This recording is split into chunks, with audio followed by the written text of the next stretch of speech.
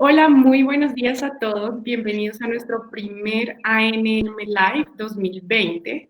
Hoy desde la casa, porque si te cuidas, nos proteges a todos. Y durante la siguiente media hora vamos a estar hablando sobre la minería en Colombia.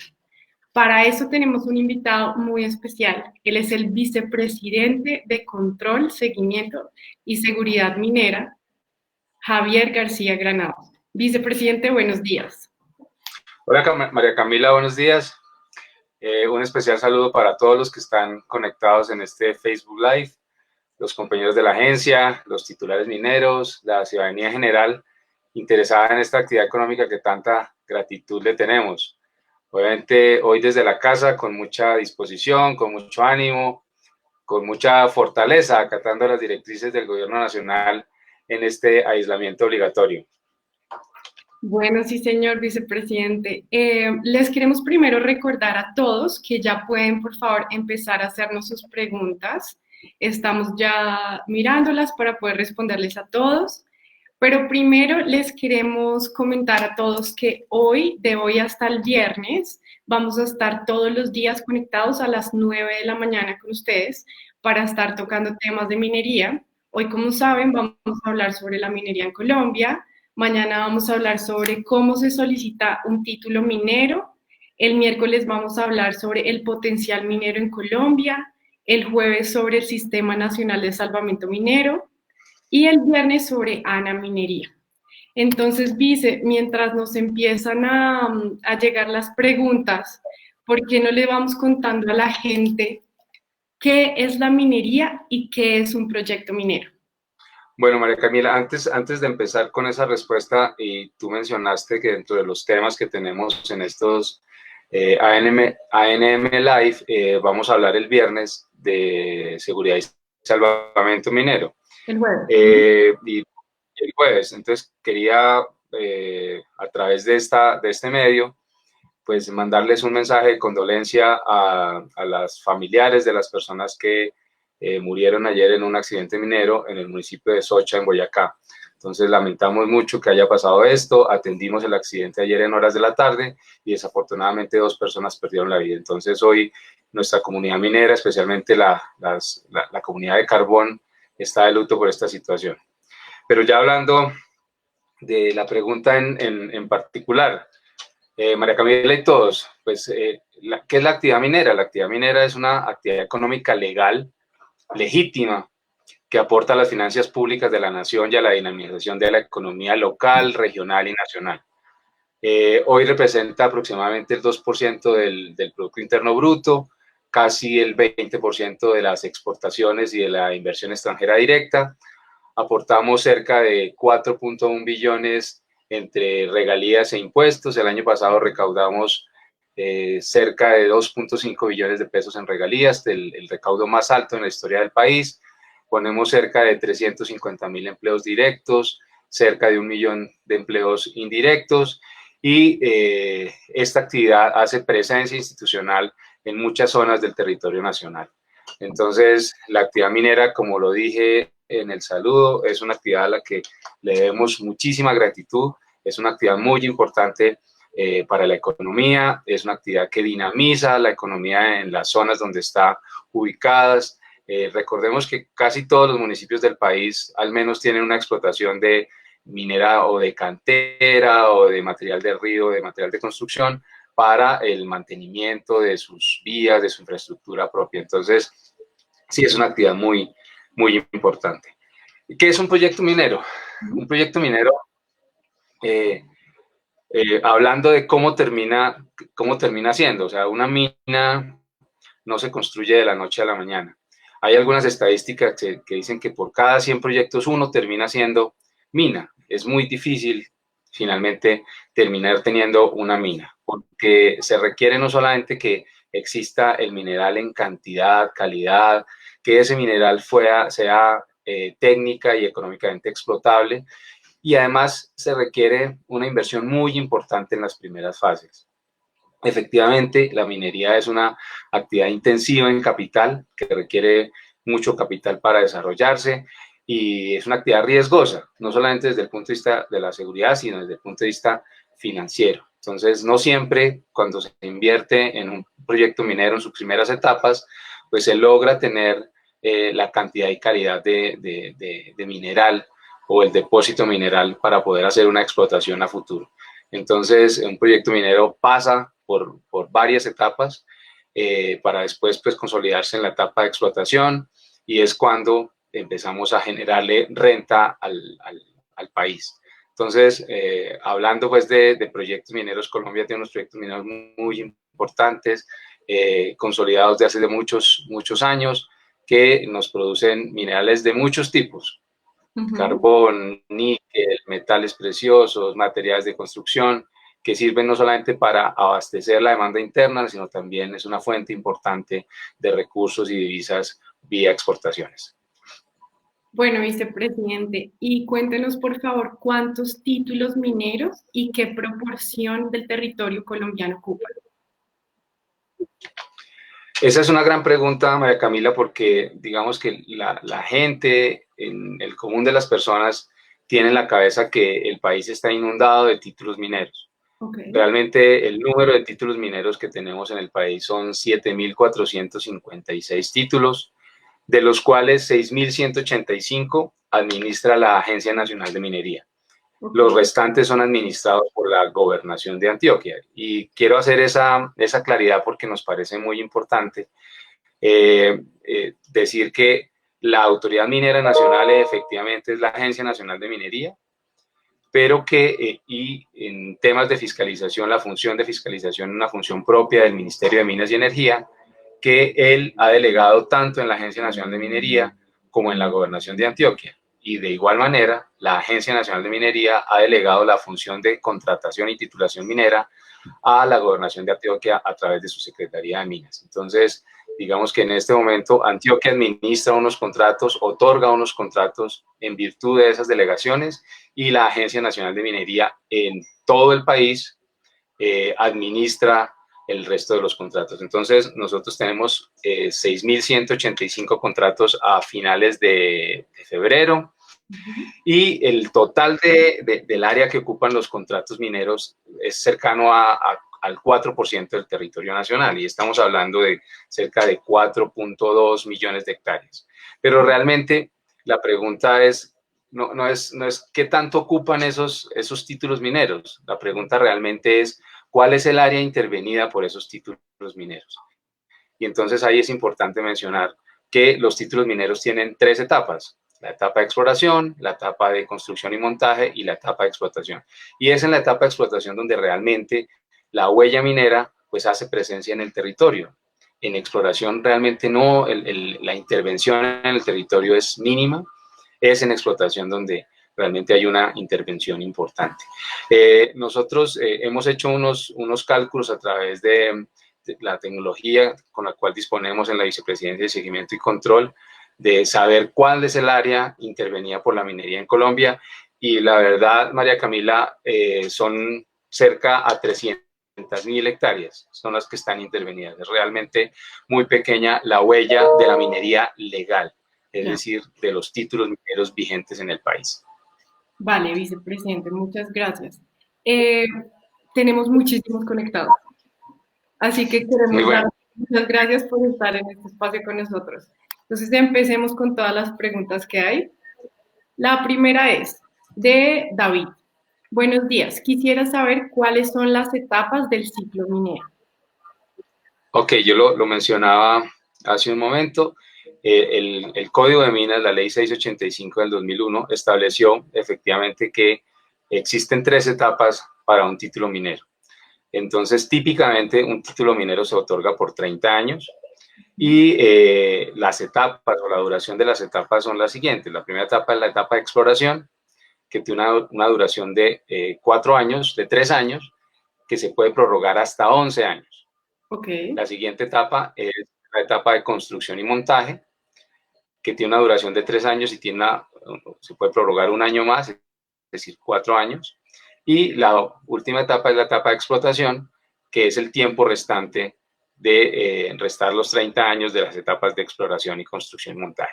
Es decir, que si un titular minero utiliza todo el tiempo que le dio la ley en las etapas de exploración y construcción y montaje, el tiempo restante de explotación serían 15 años. Es decir, si utiliza los 11 años de exploración y los 4 años de construcción y montaje, tendría un tiempo restante para explotar de 15 años.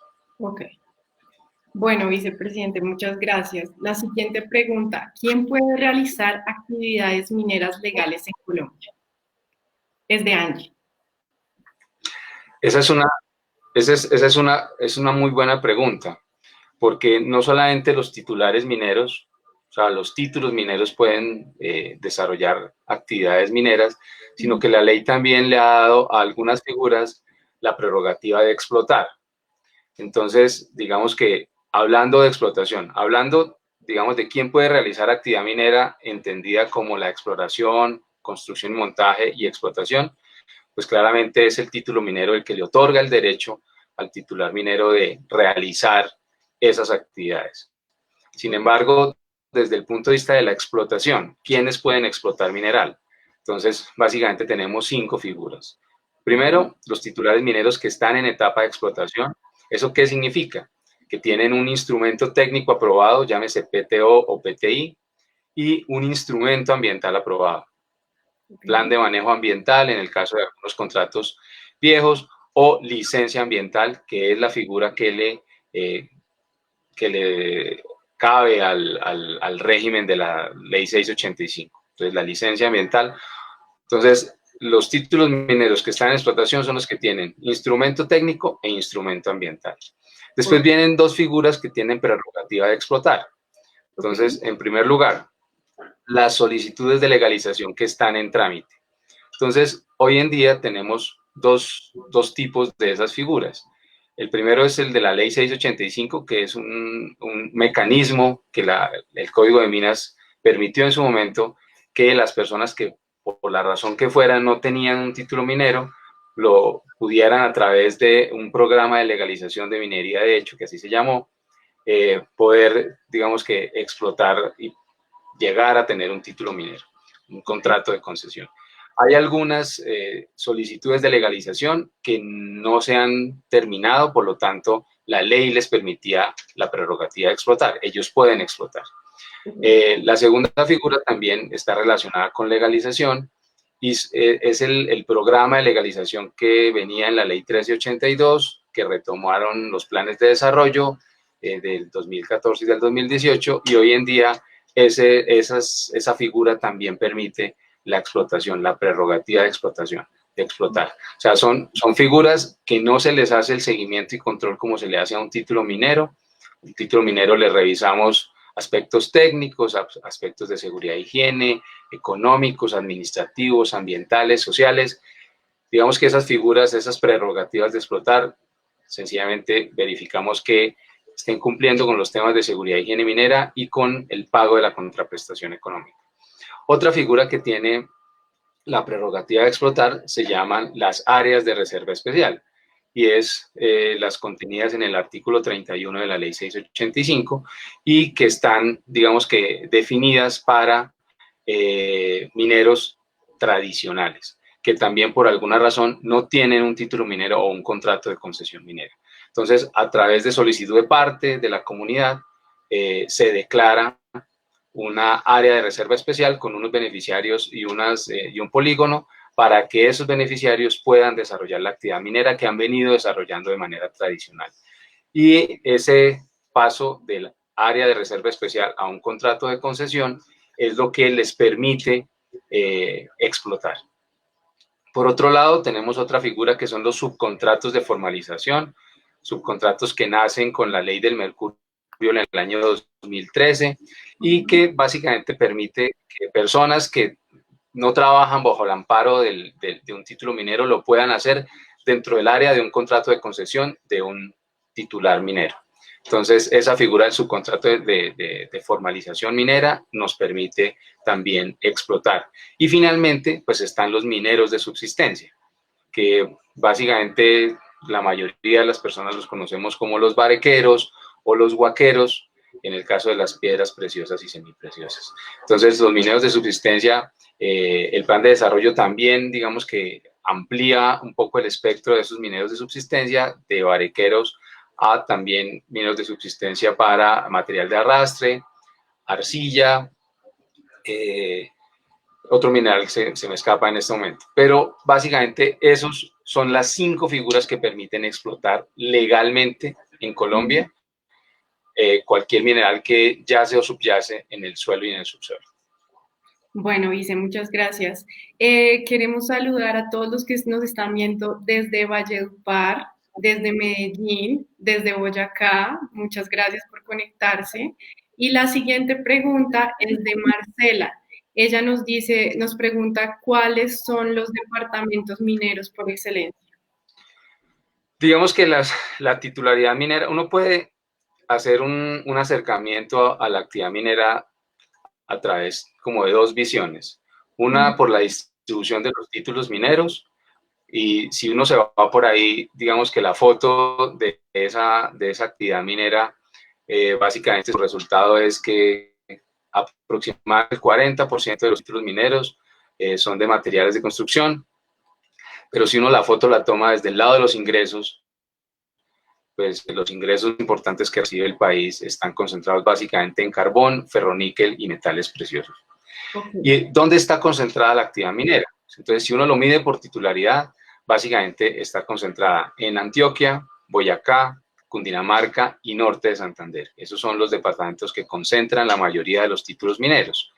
Y estos departamentos donde está la gran minería, pues no coinciden con esos que les acabo de mencionar. La gran minería básicamente está ubicada en La Guajira, con nuestro proyecto del Cerrejón, en el Cesar, con los proyectos de Drummond, La Loma y el Descanso, de Prodeco, Calenturitas y el complejo integrado de La Jagua, CNR con sus minas de El Artillo y La Francia, y en Córdoba, en el municipio de Montelíbano, donde está la explotación de níquel que realiza Cerro Matoso en el contrato 051. Ok. Bueno, tenemos otra pregunta muy buena, nos la hace Jonathan, dice, ¿qué podría responderle a aquellos, ay, un segundo, porque son tantas que se me están bajando. Sí, hay mucha gente conectada, muy bien, saludos a todos. Ya tenemos muchísimas. Bueno, un segundo, vamos a ir con otra porque se me perdió esa. A las personas que nos están haciendo esas preguntas a través del Facebook Live, a todos les vamos a responder, ya sea vía electrónica, todas las inquietudes que tengan. Sí, exacto. Sebastián nos dice, ¿puedo tener un título minero en un páramo si este no se ha caracterizado como tal, si no se ha delimitado como páramo? Esa es una muy buena pregunta. Entonces, en el país, digamos que tiene como 3 áreas que son muy importantes a tener en cuenta para la explotación de recursos naturales no renovables y principalmente pues, para el tema minero. Entonces, hay unas áreas que están excluidas de la minería, es decir, ahí no se puede ni otorgar ni se puede realizar ningún tipo de actividad minera. Y básicamente las áreas excluidas de la minería están relacionadas con los parques naturales nacionales, los parques naturales regionales, los páramos, que ahorita le respondemos la pregunta precisa a la persona que nos la está haciendo, los humedales de la Convención Ramsar y las áreas de reserva forestal que son productoras. Ahí no se puede hacer minería. Respecto de la pregunta que él dice, de si en un páramo le podemos otorgar el título minero, así el páramo no haya sido delimitado de manera definitiva, la respuesta es no, porque digamos que los páramos están hoy, los que no están delimitados definitivamente, tienen un área de referencia que fue la que se dispuso en el Atlas de Páramo que publicó el Instituto Alexander von Humboldt en el año 2007. Entonces, esos páramos, esa área de referencia se encuentra en el catastro minero y así el título, así el páramo no haya sido limitado definitivamente, si su solicitud minera se superpone con el área de referencia, la Agencia Nacional de Minería rechaza esa solicitud, es decir, ahí no le van a otorgar ningún contrato. Ok, bueno. Freddy nos pregunta, ¿cómo se están fiscalizando las zonas de minería restringida contempladas en el artículo 35 de la Ley 685 del 2001? ¿Tal vez es lo mismo? Entonces, no es lo mismo. Ahí me faltaron dos cosas a la respuesta que dimos anteriormente. Entonces, hay unas áreas donde la minería es excluida y hay otras áreas donde la minería es restringida. Okay. Entonces, las áreas de minería restringida, ¿qué significan? Que se necesita un permiso adicional para poder hacer minería. Entonces, por ejemplo, se necesita una sustracción de área, si es una área de reserva forestal, se necesita un permiso de la alcaldía, por ejemplo, si el proyecto minero se hace en una zona urbana, se necesita un permiso, por ejemplo, de el beneficiario de un área de utilidad pública. Voy a poner el ejemplo de una hidroeléctrica. Entonces, alguien está construyendo una hidroeléctrica, tiene que hacer una inundación en una área importante. Entonces, esta zona es considerada utilidad pública y el beneficiario de esa utilidad pública es el que le otorga el permiso al titular minero para poder ejercer la actividad. Entonces, esas zonas de minería restringida necesitan un permiso adicional. Y están el resto de zonas, las que no son ni excluidas ni restringidas, que se puede hacer minería solamente con el título minero y con los permisos normales. Y hablo de normales refiriéndome al programa de trabajos y obras y a la licencia ambiental. En todo caso, o en cualquier caso, ejercer la actividad minera requiere sí o sí de permiso ambiental y de tener un plan minero. Respecto de la pregunta que hace la persona, que cómo hacemos el seguimiento a esos títulos, lo hacemos común y corriente, como hacemos el seguimiento a cualquier otro contrato. ¿Cuál es el seguimiento que nosotros le hacemos a los títulos mineros? Nosotros verificamos 6 aspectos. Entonces, ya lo mencionaba anteriormente, aspectos técnicos. Entonces, dependiendo de la etapa en la que esté el contrato, si está en exploración, en construcción, montaje o en explotación, verificamos el PTO, el programa de exploración, aspectos de seguridad minera. Entonces, si el contrato está en explotación y es minería subterránea, pues utilizamos el decreto 1886. Si es minería a cielo abierto, utilizamos el decreto 2222. Revisamos aspectos administrativos como el formato básico minero, la póliza minero ambiental, aspectos económicos, es decir, que nos paguen las contraprestaciones. Recordemos que las contraprestaciones están en función de la etapa en la que está el contrato. Si el contrato está en exploración o en construcción y montaje, nos tienen que pagar el canon superficiario, y si el contrato está en explotación, nos tienen que pagar las regalías.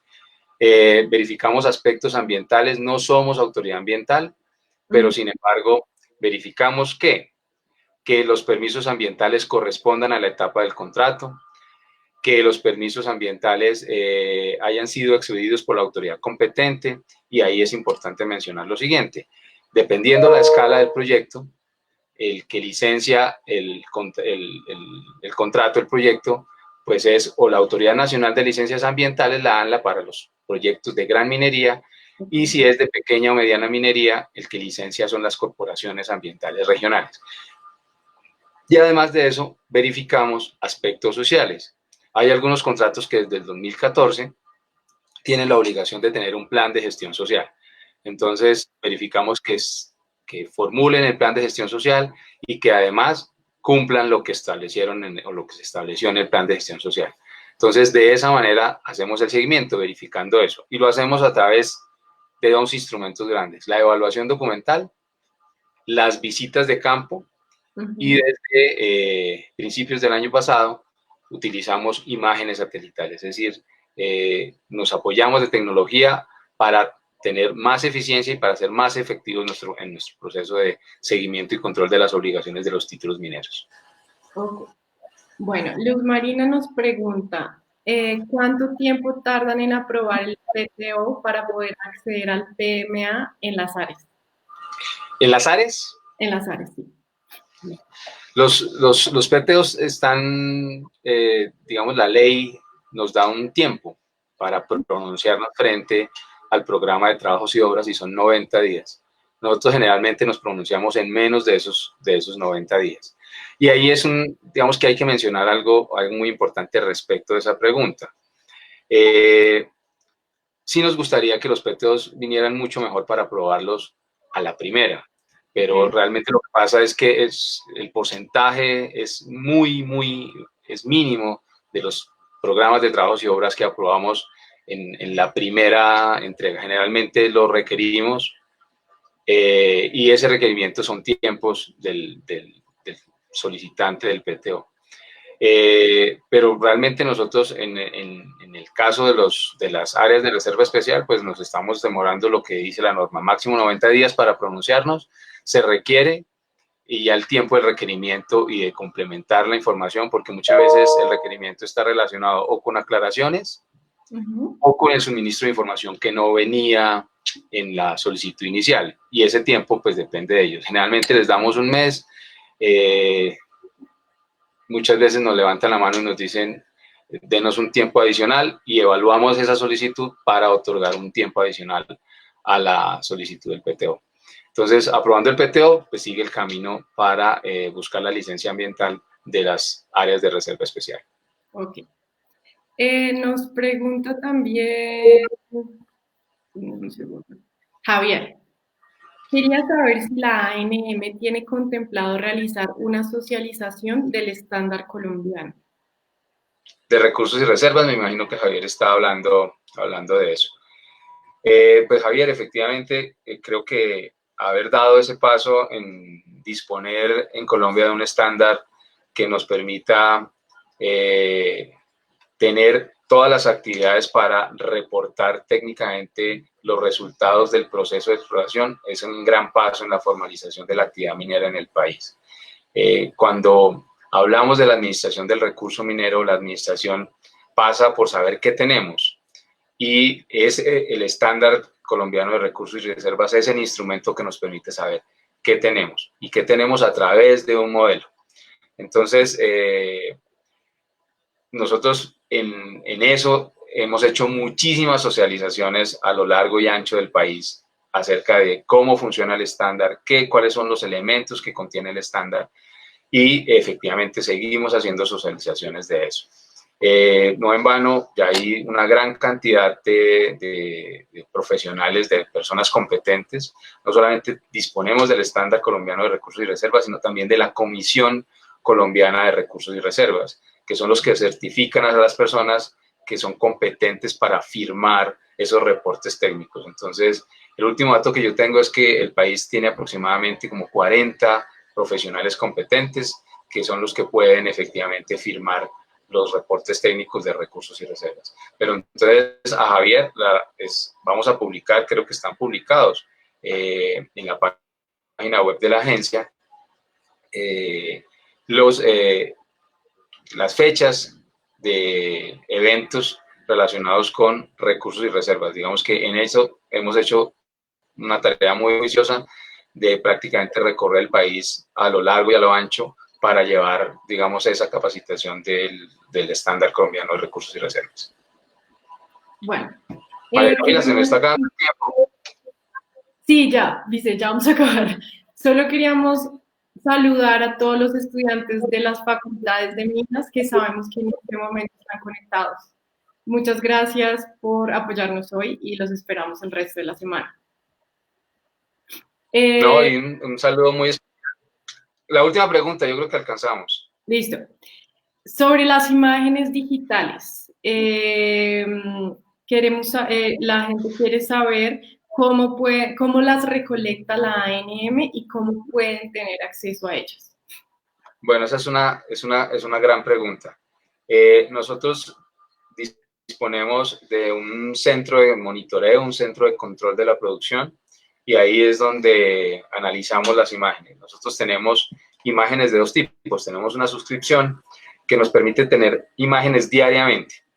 Y esas imágenes no son de alta resolución, digamos que son de una resolución entre 3 y 5 metros, y tenemos imágenes prácticamente diarias de más o menos 40.000 kilómetros cuadrados. Y tenemos otra suscripción que tenemos unas imágenes con mayor resolución que va entre 30 centímetros y 1 metro. Entonces, con esos dos elementos combinados hacemos análisis de imágenes satelitales sobre el territorio que nos permite ser más efectivos en la fiscalización. imágenes como por ejemplo, o análisis como por ejemplo, ¿qué pasa en el territorio en un periodo de tiempo? Entonces hacemos análisis multitemporales para decir qué pasó en el área de un contrato minero entre el 2015 y hoy. ¿Cuál ha sido la evolución? Si, digamos, lo que se ve en las imágenes respecto de los cambios en la cobertura vegetal obedecen a actividades mineras o actividades agrícolas o a otro tipo de actividades económicas. ¿Cómo van avanzando, por ejemplo, los trabajos mineros, los tajos de los proyectos mineros? Entonces, nos permite hacer un montón, una serie de análisis para ser más efectivos y más eficientes en nuestra función de seguimiento y control de las obligaciones de los títulos mineros. Listo, Vice, muchas gracias. A todos nuestros viewers les recordamos que las preguntas que tienen las vamos a responder. Si no alcanzamos, igual las vamos a responder en el transcurso de la semana. Les recordamos que vamos a estar conectados mañana a las 9 de la mañana, por acá también, para hablar sobre los títulos, cómo se solicita un título minero. Muchísimas gracias al vicepresidente Javier García. Esperamos que tengan muy buen día, que usted y su familia se sigan protegiendo y a todos nuestros viewers también. Los esperamos mañana. María Camila, muchas gracias. Un saludo a todos. Muchísimas gracias por la participación. Creo que este es el Facebook Live donde hemos tenido una mayor concurrencia y también pues el mensaje es de que todos nos quedemos en casa, de que nos protejamos nuestra familia y que pues, de esta situación seguramente vamos a salir muy fortalecidos. Un saludo a todos y un abrazo muy especial. Chao. Gracias. Adiós. Chao.